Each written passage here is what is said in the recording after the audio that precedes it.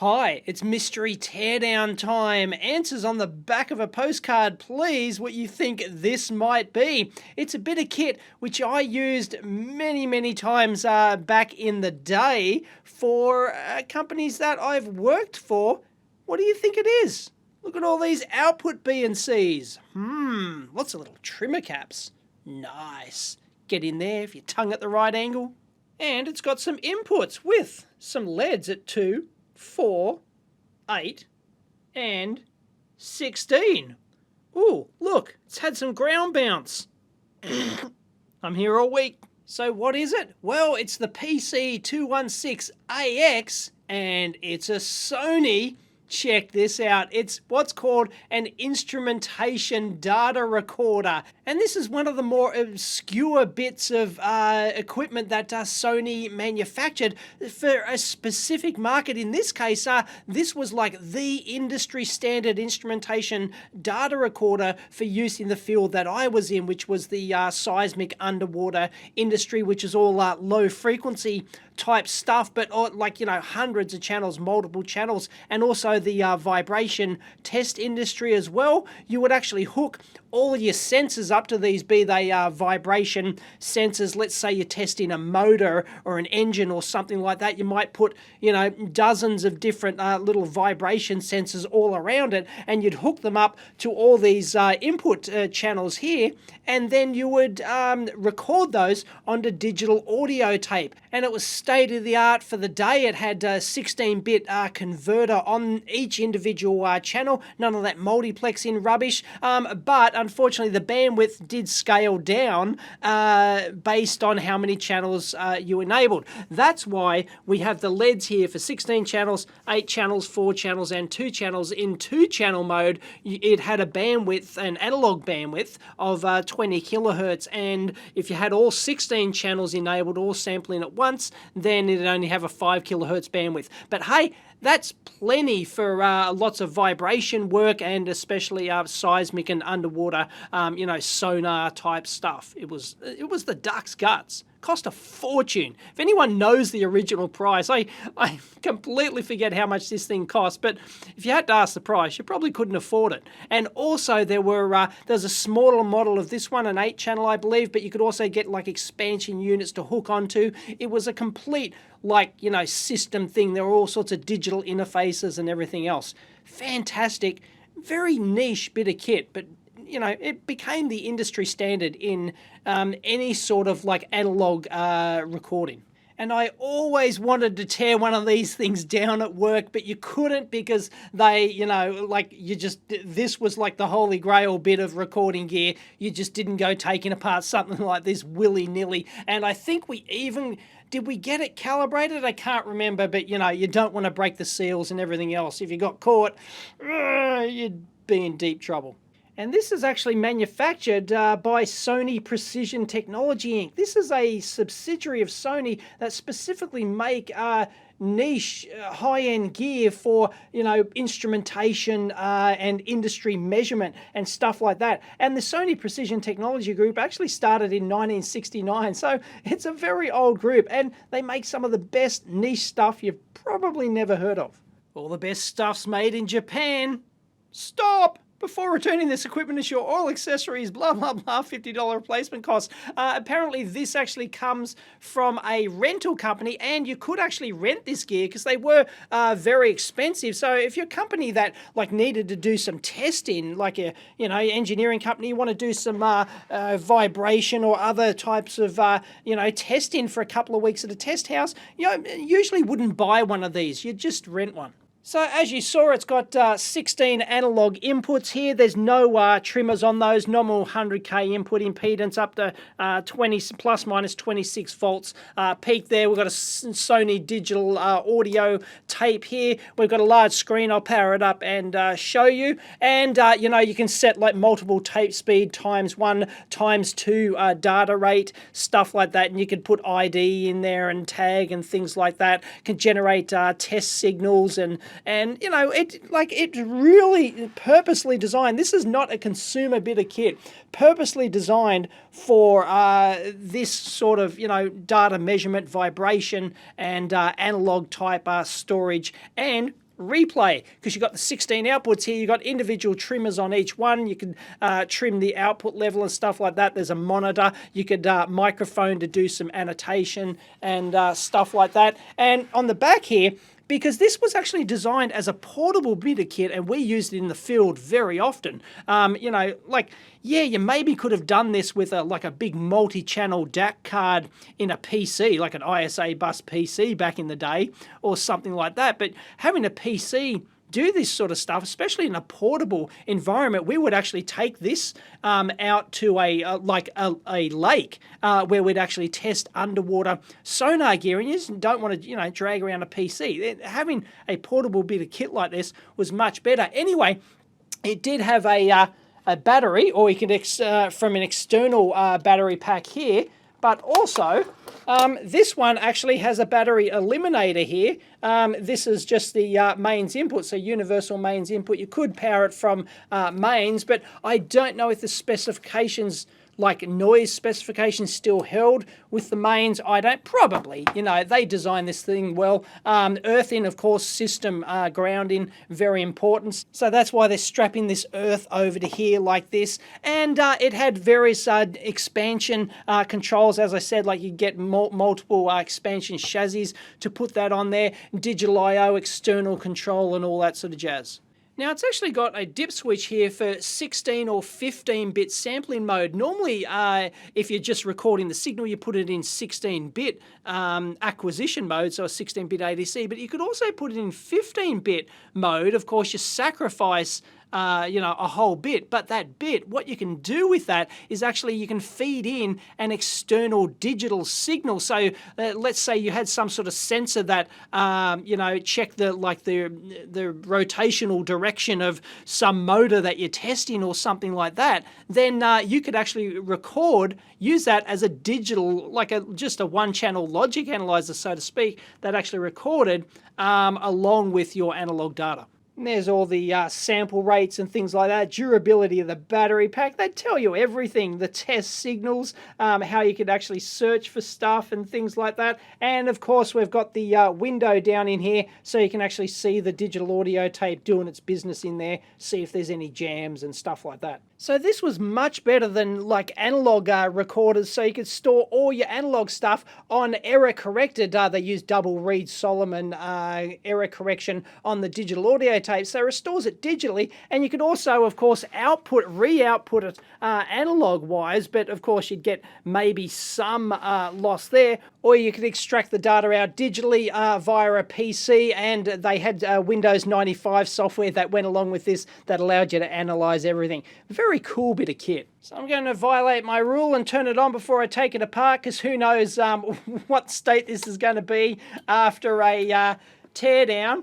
And it's going through a calibration routine now, and you'll actually see it. The LEDs will light up. It'll go 16 channels, 8, 4, and then 2 here as a bar graph. And then it's actually got like a bar graph indicator on here as well for monitoring the inputs and stuff like that. Like each individual channel, you can see what, there we go, 8.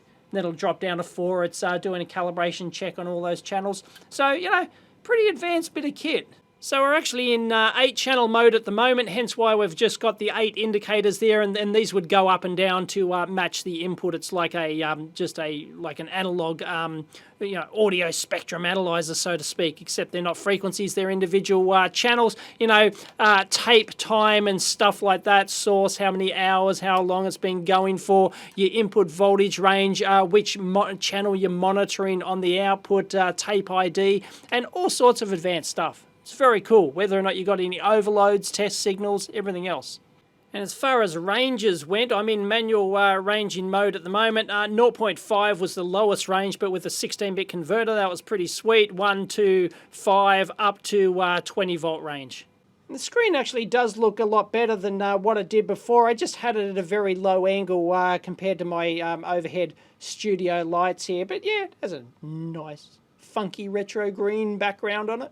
Actually, this is interesting. Forgot all about this. It's actually got, it was in power save mode before, so it switches off the backlight to conserve battery power. But hey, that's important. You're out in the field and you're doing hours worth of measurements. You know, you can come a gutser. And of course, for system flexibility, you can set the input range individually on all of the 16 channels. Okay, let's void this warranty. Looks like this lid is going to pop off, and we're in like Flynn. Oh, check it out. Oh, look at the shielding mesh. Oh. So that's really interesting. Look at that particular mesh they've got on top. It reminds me like a rather larger aperture microwave oven. And there's just 2 screws holding that. Why you need that with the metal top on the thing, I don't know. It's lower impedance. Wow, that could be one of the reasons why they're serious about the dust collection. They're serious about that DC to DC converter. Look at that. Made in Japan, of course, by Sony. And not only is that completely shielded in there, does it have I think it's got a temp sensor on the outside as well.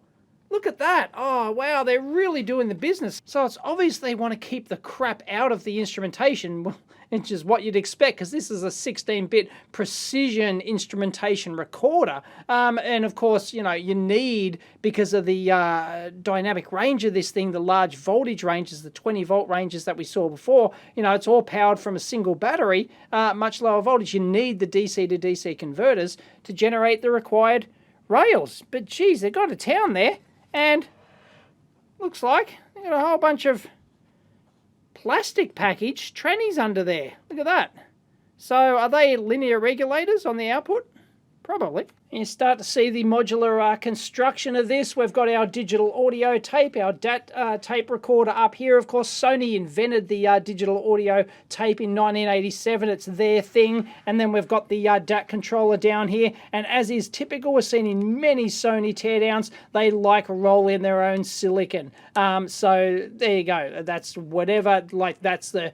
Like, is that like motor drive and all that sort of jazz going directly into the digital audio tape? But they would have like used that across multiple products. It wasn't just designed for this. And our wiring down in here looks neat and tidy. You can see the attention to detail. They've got the bypass caps there on the external DC supply. It's all nicely crimp plugged and all that sort of jazz. Cable tied back. Neat.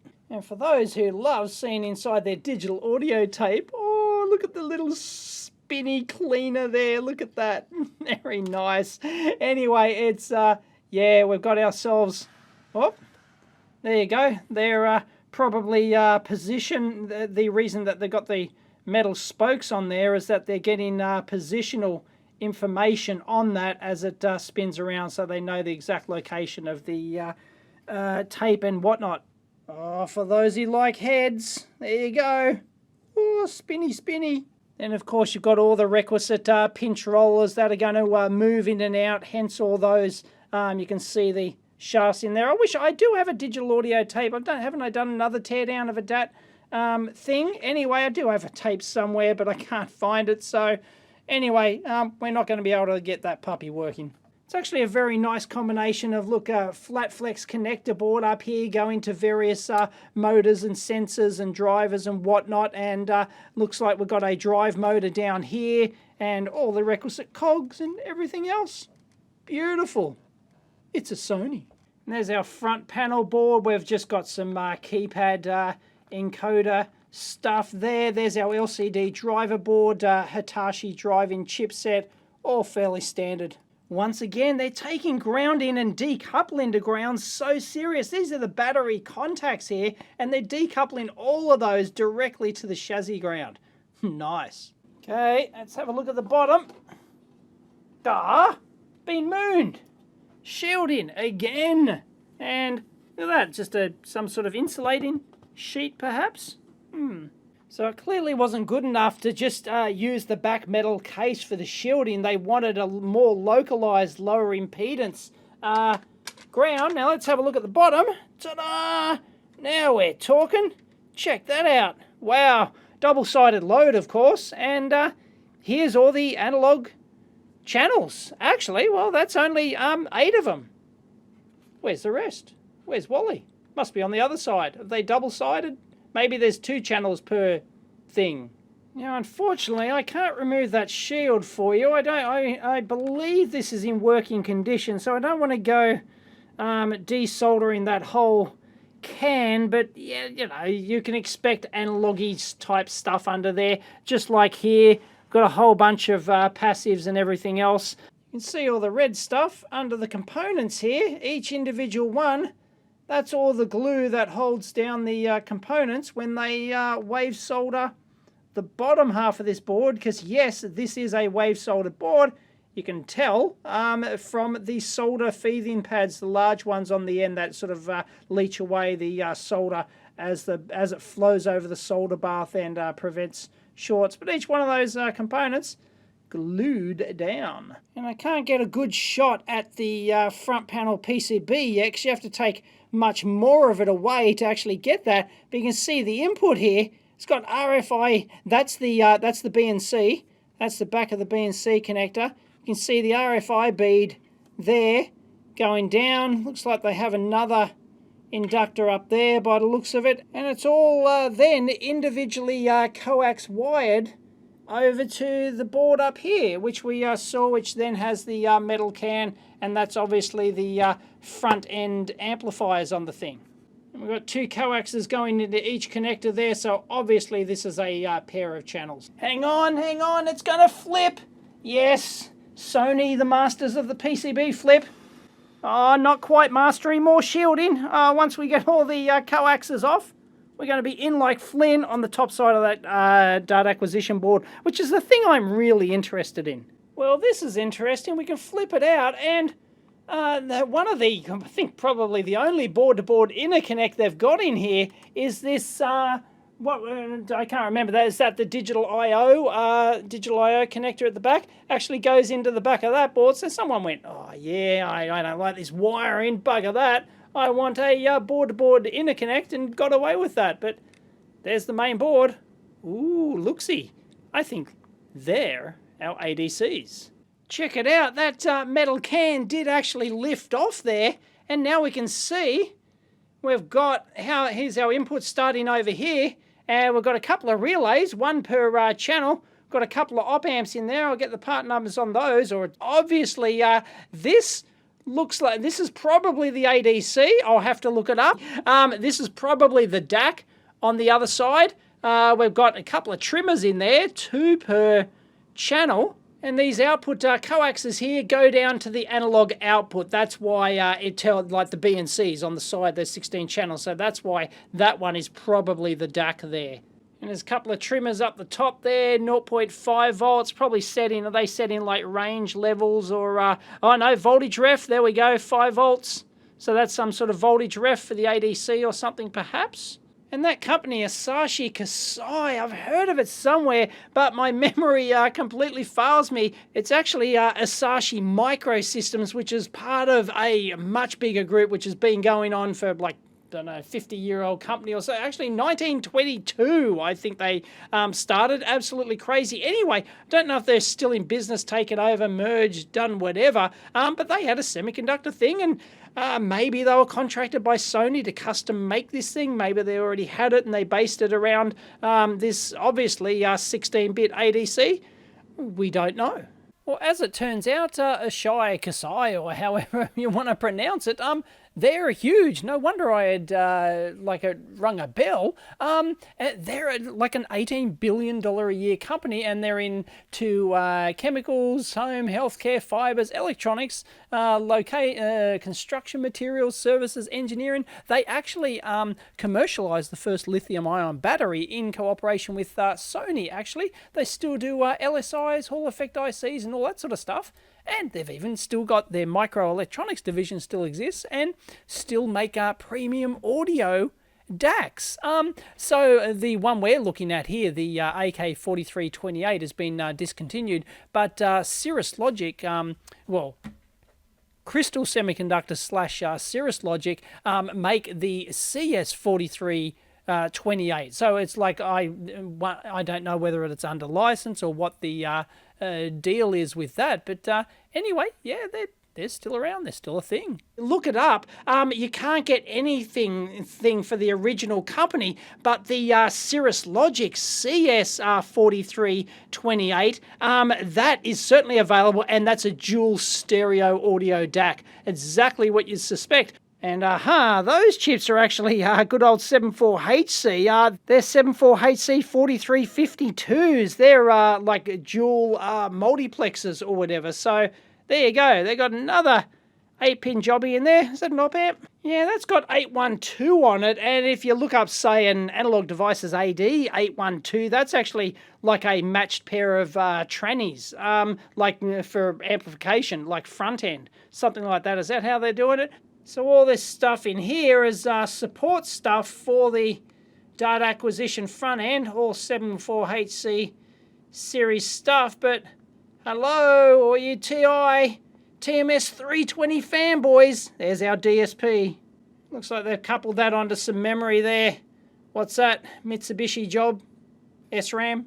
Not actually particularly fussed with the rest of it, especially that main logic board down in the bottom down there. That's just going to be like, you know, the main processor for like the digital interface stuff and driving the LCD and all that sort of stuff. It requires a significant effort to take apart the rest of this, I'm afraid. So I don't think I'd bother. I just wanted to see the basically the front end stuff, the construction and the shielding and all the other goodness which goes into the systems engineering of this thing.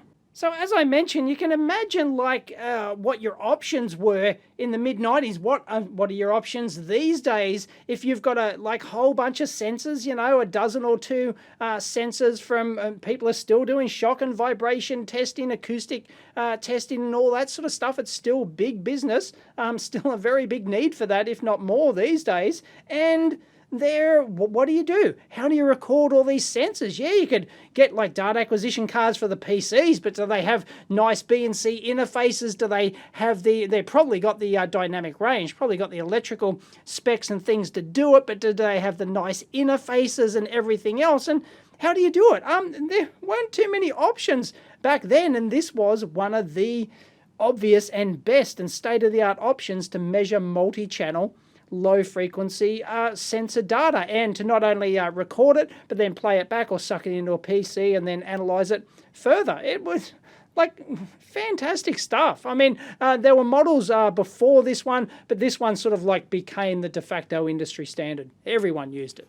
And the good thing about tearing down something like this is you can see that they haven't cut corners. This is not a consumer bit of kit. Price really didn't matter. The market paid for what it was, you know, for the product and what it was worth. There basically was like little, if nothing else, that could really do the job. So yeah, it didn't really matter. And they spared no expense on this thing, and it shows.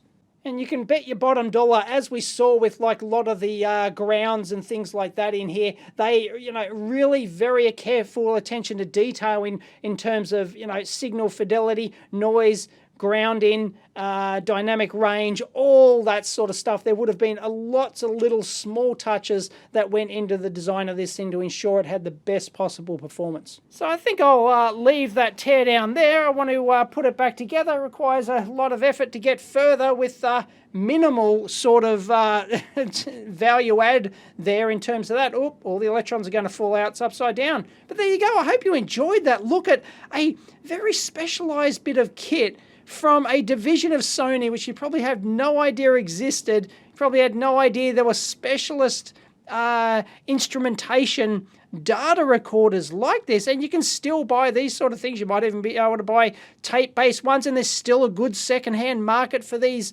old Sony the instrumentation recorders, which date from like the early to mid-90s. As I said, these were the industry standard for anything involving, you know, a low-frequency audio, acoustics, vibration, shock, you know, all that sort of, you know, transducer, underwater sonar type stuff, which is down in the low-frequency ranges, because the industry I spent a lot of years in was like 2 kilohertz was like RF.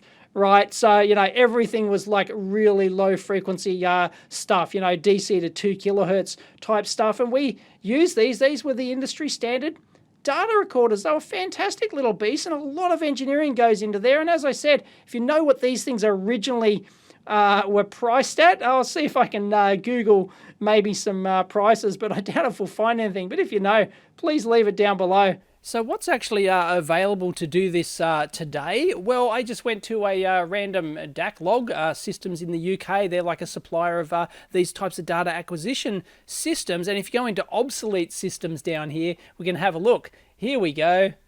Ta-da! Recognize anything? The PC 200 series Sony. By the way, they did follow up the 200 series with the Sir 1000, which is just basically the same, well, a similar thing. It's just upgraded. They have a new version of the software, the PC Scan 3 or whatever it was called. But anyway, what do they have these days? Let's head and look at standalone portable data loggers. You probably saw one there. Look at this jobby. TIAC?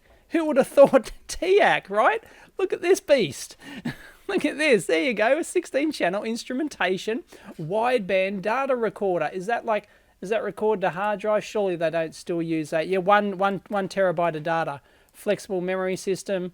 Yep.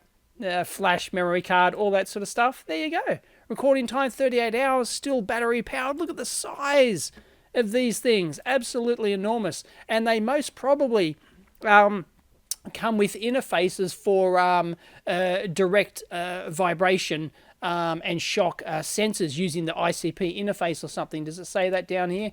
I'm sure they would if you looked them up. Probably some of them do. So that wouldn't surprise me at all. There's other companies, TIAC, or they produce a smaller version. These other little portable, rugged, sort of with rubber baby buggy bumpers on the side of them. There you go. Look at that.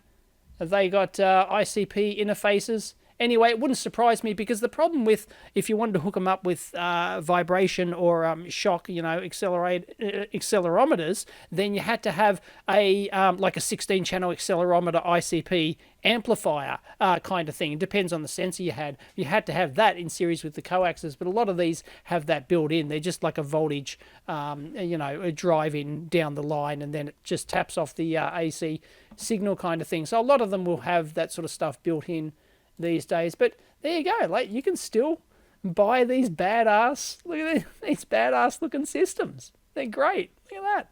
Who knew? So I hope you enjoyed that look at a bit of an unusual bit of like state-of-the-art instrumentation. If you did, please give it a big thumbs up. As always, discuss down below on the EEVblog forum, subscribe, support on Patreon, all that sort of stuff. Catch you next time.